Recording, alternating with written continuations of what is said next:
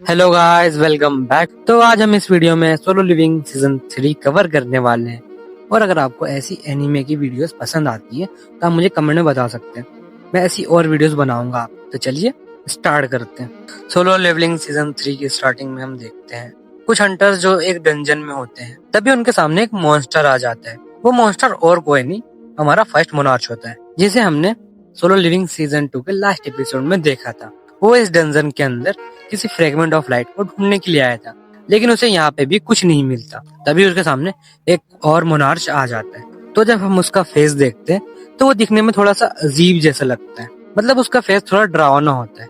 फिर वो दोनों मिलके किसी ईस्ट की एक जगह के बारे में बात, जहाँ की शैडो मोनार्च है।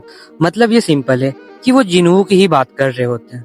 तभी दूसरा मोनार्च भी बोलता है कि ग्रेट फ्रेगमेंट ऑफ लाइट भी उसी कंट्री में है। तभी फॉरेस्ट मोनार्च को एक स्ट्रॉन्ग प्रेजेंस महसूस होता है। तभी हम देखते हैं कि डंजन के अंदर एक और हंटर एंटर कर रहा होता है। फर्स्ट मोनार्च समझ जाता है कि ये उसी की चाल है, हमें इस डंजन में बुलाने के लिए। तभी जो हंटर डंजन के अंदर आया होता है वो फर्स्ट मोनार्च को बोलता है कि तुम कहीं कोरिया की तो बात नहीं कर रहे। ये हंटर और कोई नहीं होते, ये होते हैं हमारे जिन्हो के फादर। हाँ गाइस, ये वही फादर है जिसे जिन्हो ने बचपन में खो दिया था। फर्स्ट मोनार्च बोलता है कि अगर हम कोरिया की बात कर भी रहे हैं तो तुम्हें क्या, जाके अपना काम करो। तभी वो दूसरा मोनार्च वहाँ पे एक पोर्टल खोल लेता है और फर्स्ट मोनार्च को बोलता है कि हमारे पास इन सब चीजों के लिए टाइम नहीं है। फर्स्ट मोनार्च भी एक पोर्टल खोल लेता है और जाने लगता है। तभी वो हंटर बोलता है कि तुम इतनी आसानी से नहीं जा सकते, और फिर वो एक पावरफुल अटैक कर देता है फर्स्ट मोनार्च के ऊपर। लेकिन फर्स्ट मोनार्च एक आइस की दीवार बना के उस अटैक से बच जाता है। फिर सीन शिफ्ट हो जाता है और हमें एक रेड गेट दिखाया जाता है कि जिसमें जिन्हू गया था सीजन 2 के लास्ट एपिसोड।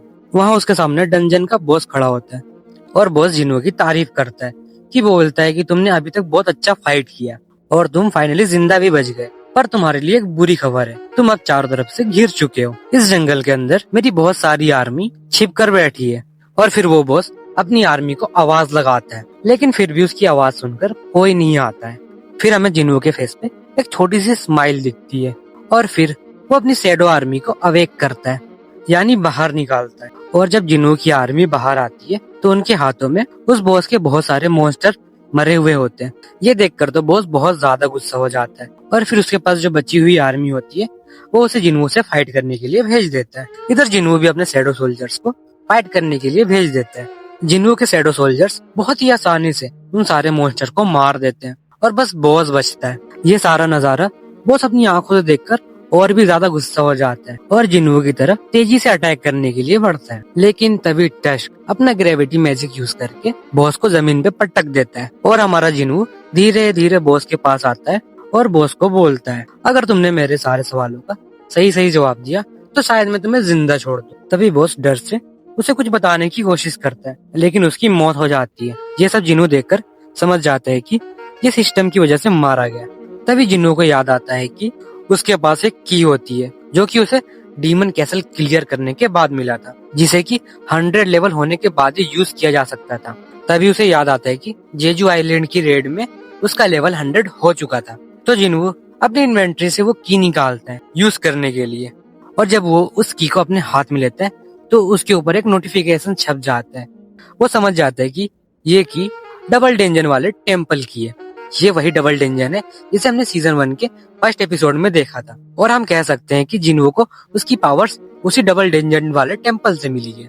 ये सब जान के जिन्हू बहुत ज्यादा खुश हो जाता है कि जिस डेंजन की वजह से वो इतना ज्यादा पावरफुल बना है, फाइनली उसके बारे में उसे कुछ जानने को मिलेगा। और जब भी जिन्हू ने सिस्टम के बारे में जानने की कोशिश की है, सिस्टम कुछ न कुछ ग्लिच कर देता था, जिसकी वजह से वो कोई भी बात नहीं जान पाता था सिस्टम के बारे में। लेकिन फाइनली अब उसे सब कुछ जानने को मिलेगा। लेकिन जिन्हू को तभी पता चलता है कि की के ऊपर एक टाइमर लगा है, वो भी 417 घंटे का। मतलब वो अभी भी उसे यूज नहीं कर सकता था। उस की को यूज करने के लिए उसे बहुत वेट करना पड़ेगा। जिन्हू सोचता है कि इतना वेट किया ही है तो थोड़ा वेट और कर लेता हूँ। फिर सीन चेंज हो जाता है और हमें जिन्हू दिखाया जाता है जो कि काफी गुस्से में होता है, क्योंकि जो जिन्हू के ऑनलाइन हेटर्स होते हैं वो काफी सारा हेट फैला रहे होते हैं जिन्हू के बारे में। जिन्हू उन सबको रिप्लाई कर रहा होता है। तभी वहाँ पे हमारा जिन्हू भी आ जाता है, वो भी एक बैग लेकर, और जिन्हू वो बैग जिन्हू को दे देता है जिसमें बहुत सारे एसेंस स्टोन्स होते हैं और जिन्हों को कहता है तुमने बोला था ना कि नए गिल्ड के लिए बहुत सारे पैसों की जरूरत पड़ेगी, तो शायद इन स्टोन्स को बेचकर कुछ न कुछ पैसों का जुगाड़ हो जाएगा। जिन्हों इतने सारे एसेंस स्टोन्स देख के बहुत ज्यादा खुश हो जाता है और वो जिन्हों से पूछता है क्या तुम high level rank get clear करके आ रहे हो, क्योंकि इतने सारे एसेंस स्टोन्स बेचकर बहुत पैसे आ जाएंगे, फिर हमें एम्प्लॉयज को सैलरी देने के बारे में सोचना नहीं पड़ेगा। ये बात सुन के जिन्हों बोलता है कि मैं तो अपने गिल्ड के बारे में भूल ही गया था और गिल्ड को चलाने के लिए बहुत सारे एम्प्लॉयज की जरूरत पड़ेगी। फिर जिन्हों बोलता है तुम उसकी टेंशन मत लो, पहले तुम ये बताओ क्या तुमने गिल्ड के लिए कोई अच्छा सा नाम सोचा है। तभी जिन्हों बोलता है हाँ, मैंने एक नाम सोच कर रखा है, सोलो प्ले गिल्ड कैसा रहेगा। जिन्हों ये नाम सुन के शौक हो जाता है और सोचता है कि कोई अपने गिल्ड के लिए इतना खराब नाम कैसे सोच सकता है। तभी डोर की बेल बजती है। जिन्हों गेट खोलता है और देखता है कि गेट के बाहर चाहीन खड़ी है। चाहीन अंदर आती है और जिन्हों को बोलती है मैं तुम्हारा गिल्ड ज्वाइन करना चाहती हूँ। ये सुन के जिन्हों और जिन्हों शौक हो जाते हैं और जिन्हों सोचता है कि शायद इसे चेयरमैन ने भेजा होगा। फिर जिन्हों चाहीन को बोलता है मैं तुमसे दोबारा पूछता हूँ तुम यहाँ पे क्यों आई हो। चाहीन बोलती है मैं यहाँ पे तुम्हारा गिल्ड ज्वाइन करने के लिए आई हूँ। जिन्हों बोलता है कि तुम हमारा सोलो प्ले गिल्ड क्यों ज्वाइन करना चाहती हो। ये नाम सुन के चाहीन सदमे में चल जाती है और बोलती है क्या तुम सच में अपनी गिल्ड का ये नाम रखने वाले हो। जिन्हों बोलता है हाँ, मैंने और जिन्हों ने ये नाम मिलकर डिसाइड किया है। फिर जिन्हों बोलता है कि मैंने ये नाम कब डिसाइड किया। तो जिन्हों बोलता है कि तुमने ये नाम सुन के कुछ बोला ही नहीं, तो मुझे लगा कि ये नाम तुम्हें भी पसंद है। फिर जिन्हों को एहसास होता है कि चाहीन की दिल की धड़कन धीरे धीरे बढ़ रही है। जिन्हों को शक होता है कि चाहीन उससे कुछ छुपा रही होती है। जिन्हों बोलता है कि तुम अभी भी अपने पुराने गिल्ड के कॉन्ट्रैक्ट में बंधी हो, तो तुम हमारा गिल्ड कैसे ज्वाइन कर सकती हो। तो चाहीन बोलती है तुम उसकी टेंशन मत लो, मैं उनके गिल्ड छोड़ने से पहले पेनल्टी भर दूंगी। ये सब सुनने के बाद जिन्हों का शक और भी बढ़ जाता है। वो सोचता है कि ये इतनी बड़ी पेनल्टी भरेगी, वो भी बस मेरे गिल्ड में आने के लिए। फिर जिन्हों बोलता है हमारे पास इतने पैसे नहीं है कि हम किसी एस रैंक हंटर को सैलरी दे सके। चाहीन बोलती है मुझे सैलरी चाहिए भी नहीं। फिर जिन्हों चाहीन को बोलता है फिर तुम क्यों हमारा गिल्ड ज्वाइन करना चाहती हो। चाहीन बोलती है मैं बस तुम्हारा गिल्ड ज्वाइन करना चाहती हूँ।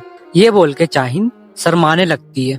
जिन्हों थोड़ा सोचता है और फिर वो बोलता है कि ठीक है, तुम ज्वाइन कर सकती हो हमारा गिल्ड, लेकिन उससे पहले तुम्हें एक टेस्ट देना पड़ेगा। चाहीन बोलती है कैसा टेस्ट। जिन्हों बोलता है तुम्हें मेरे एक स्ट्रॉन्ग शैडो सोल्जर के साथ फाइट करनी होगी। चाहीन बोलती है ठीक है, मैं तैयार हूँ। फिर जिन्हों सोचता है हंटर एसोसिएशन यहाँ से बहुत दूर है, क्यों ना मैं शैडो एक्सचेंज पावर का यूज करूँ। इससे उसे ये भी पता चल जाएगा क्या वो किसी और को भी टेलीपोर्ट कर सकता है अपने साथ। और फिर जिन्हों चाहीन को अचानक गले लगा लेता है और शैडो एक्सचेंज पावर का यूज करता है और वो दोनों सच में हंटर एसोसिएशन के जिम में आ जाते हैं। चाहीन ये सब देख के बहुत ही हैरान हो जाती है कि वो अचानक यहाँ पे कैसे आ गई। जिन्हों बोलता है चलो फाइट स्टार्ट करते हैं, लेकिन चाहीन बोलती है अभी नहीं, मेरी स्वॉर्ड तो ऑफिस में ही छूट गई। फिर चाहीन जल्दी से जाके स्टोर रूम से एक तलवार लेके आती है और फिर वो जिन्हों को बोलती है चलो स्टार्ट करते हैं फाइट। जिन्हों इग्रिस को समन करता है और चाहीन को बोलता है ये मेरी शैडो आर्मी का सबसे स्ट्रॉन्गेस्ट सोल्जर है। चाहीन पूछती है कि विनर कैसे डिसाइड होगा। जिन्हों बोलता है जब तक तुम दोनों में से कोई अपनी तलवार गिरा ना दे, ये तुम इग्रिस को खत्म ना कर दो, तब तक ये फाइट नहीं रुकेगी। अगर तुमने इग्रिस को हरा दिया तो ये गेम तुम जीत जाओगी। जिन्हों मन ही मन में सोचता है कि मैंने चाहीन को बोला था कि वो मेरे सबसे स्ट्रॉन्गेस्ट सोल्जर के साथ फाइट करेगी, लेकिन उसका सबसे स्ट्रॉन्गेस्ट सोल्जर बेरू था और बेरू को चाहीन के सामने लाना ठीक नहीं होगा, क्योंकि जेजू आइलैंड रेड में उसके साथ जो कुछ भी हुआ, अगर वो बेरू को दोबारा देखेगी तो उसके जख्म फिर से हरे हो जाएंगे। फिर फाइट स्टार्ट होती है और दोनों की तलवार जब आपस में टकराती है तो एक जोरदार धमाका होता है और फिर हमें दिखाया जाता है कि चेयरमैन भी उस बिल्डिंग में मौजूद होते हैं और उन्हें भी इस धमाके की आवाज आती है। वो सोचते हैं आखिर ये आवाज थी किसकी। फिर वो सीसीटीवी कैमरा चेक करते हैं। वो जिम में देखते हैं कि चाहीन और जिन्हों है। वो सोचते हैं कि ये दोनों अंदर कैसे आए। तब चेयरमैन को याद आता है कि जेजू आइलैंड रेड की बात जब चाहीन होश में आई थी तो वो जिन्हों का नाम ले रही थी बार बार। चेयरमैन को लगता है कि इन दोनों के बीच कुछ चल रहा है, इसलिए वो सीसीटीवी कैमरा ऑफ करवा देते हैं। क्योंकि वो नहीं चाहते कि उनका प्राइवेट मूवमेंट रिकॉर्ड हो। तभी बिल्डिंग फिर से हिलने लगती है फाइट की वजह से। लेकिन चेयरमैन कुछ और ही समझ जाते हैं। आप मुझे कमेंट में बताइए कि चेयरमैन क्या सोच रहे हैं। तभी हम देखते हैं कि चाहीन ने इग्रिस को बहुत आसानी से हरा दिया। ये देख के तो जिनवू भी शॉक में था। फिर चाहीन बोलती है, तुमने बोला था कि तुम अपने सबसे स्ट्रॉन्गेस्ट सोल्जर को फाइट करने के लिए भेजोगे, तो उसे फाइट करने के लिए भेजो। यहाँ पे चाहीन बेरू की बात कर रही होती है। जिनवू बोलता है कि तुम अभी पूरी तरह से ठीक नहीं हुई हो, इसलिए रहने दो। लेकिन चाहीन बोलती है, मैं पूरी तरह से ठीक हूँ, तो मुझे समन करो। चाहीन की इतनी जिद करने के बाद फाइनली जिनवू बेरू को समन कर लेता है। जिनवू बेरू को ऑर्डर देता है कि बिना चाहीन को नुकसान पहुंचाए उसे हराओ। बेरू जिनवू को बोलता है, ठीक है माई किंग, और एक जोर की दहाड़ लगाता है जिससे स्टेडियम के सारे शीशे टूट जाते हैं। चाहीन ये सब देख के थोड़ा डर जाती है और सोचती है कि जिनवू ने इस मॉन्स्टर के साथ फाइट की है। बेरू अपने पंजे निकालकर चाहीन की तरफ अटैक करने के लिए बढ़ता है, लेकिन जिनवू से बोलता है, अपने पंजे अंदर कर लो, अगर चाहीन को कुछ हुआ तो मैं तुम्हारी वाट लगा दूंगा। और बेरू बोलता है, ठीक है माई किंग। चाहीन जैसे ही अटैक करने के लिए आगे बढ़ती है, बेरू अचानक उसके पीछे आ जाता है और फिर उसे याद आता है कि जेजू आइलैंड रेड में भी वो इसी तरह उसके पीछे आ गया था। चाहीन बोलती है, मैं तुम्हारे इस जाल में वापस नहीं फंसने वाली, और अपनी स्वॉर्ड से एक वार कर देती है। लेकिन बेरू 2 उंगलियों से उस वार को रोक लेता है और बेरू सोचता है कि मेरे किंग ने इसे बिना किसी नुकसान पहुंचाए हराने को बोला है। इसका एक रास्ता ये है कि मैं अपने आप को इतना पावरफुल दिखाऊं कि डर से गेम ही छोड़ दे। चाहीन अपने सारे अटैक्स का यूज करती है, वो भी अपनी फुल स्पीड में। लेकिन हमारा बेरू भी किसी से कम नहीं है। वो अपने बॉडी मूवमेंट के साथ चाहीन के सारे अटैक्स को डॉच कर लेता है। फिर बेरू चाहीन के सामने आ जाता है और जोर से एक दहाड़ लगाता है, जिसकी वजह से चाहीन पीछे चली जाती है। जिनवू ये सब देखकर चाहीन को बोलता है, तुम अब बस करो, तुम बेरू को कभी नहीं हरा पाओगी। लेकिन चाहीन बोलती है, मुझे अभी भी फाइट करना है। जिनवू जानता है कि बेरू किसी आम शैडो सोल्जर की तरफ बिल्कुल नहीं है। उसका तो जन्म ही इंसानों के खात्मे के लिए हुआ था।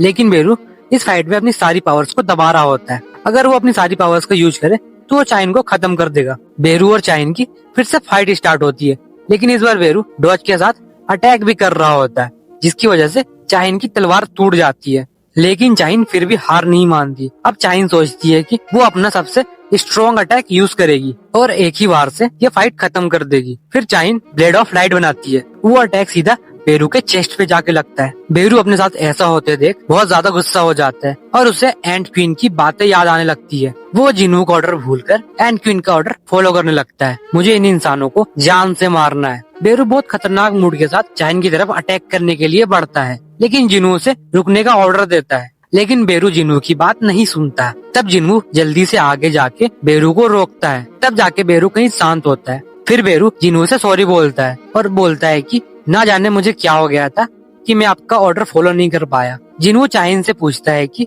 तुम ठीक तो हो, तुम्हें कहीं चोट तो नहीं लगी? ये एक छोटा सा एग्जाम था, तुम्हें क्या जरूरत थी अपनी जान को दांव पे लगाने की? चाहीन चुप रहती है और जिनवू से कुछ नहीं बोलती। जिनवू बोलता है कि तुम्हें क्या जरूरत है मेरे गिल्ड में आने की? आखिर तुम चाहती क्या हो? कहीं ऐसा तो नहीं कि तुम मुझे पसंद करती हो? फिर जिनवू सोचता है ऐसा तो हो ही नहीं सकता। लेकिन चाहीन बोलती है, हाँ मैं तुम्हें ही पसंद करती हूँ, इसलिए तुम्हारे गिल्ड में आना चाहती हूँ। इतना बोल के चाहीन शर्माने लगती है और उसके साथ ये एपिसोड यहीं पे खत्म होता है। नेक्स्ट एपिसोड तब आएगा जब आप इस वीडियो पे 1 के लाइक कंप्लीट कर दीजिएगा। और अगर आपको वीडियो अच्छी लगी हो तो चैनल को सब्सक्राइब कर लीजिए। तो अभी के लिए बाय बाय।